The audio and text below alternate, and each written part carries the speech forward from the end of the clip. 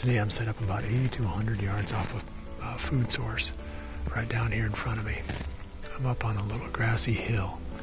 It's really hard to pick a stand location like this on the first time you go in scouting or even off an aerial photo.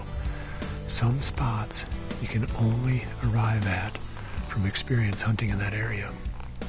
I used to hunt in a stand about 70 yards down off to my left here in the timber. Whenever I sat there, I'd always see the deer come up onto this little grassy knob right here in stage, especially the bucks. They seem to like to come up on this higher ground, this open area, and look down on the feeding area before they go down in there. And my tip today is really a couple tips today.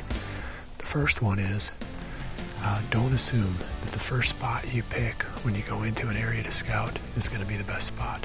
I always say that scouting can get you in the right area, but it takes experience on stand to pick the perfect tree.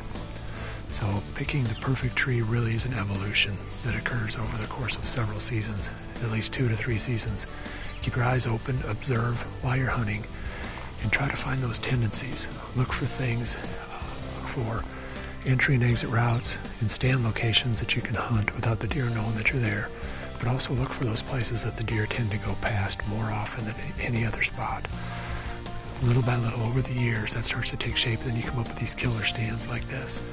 The second tip has to do with having tree stand locations off the feeding area. It's so much easier.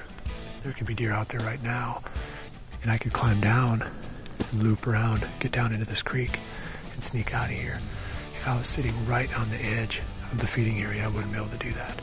So stands that are located back off the edge in the direction that the deer are coming from, especially if it's a staging area like this where the deer tend to kind of stop and look before they go out to feed, that's a perfect place for a tree stand. So I'll see you back here again next week for another tip right here at AmericanHunter.org.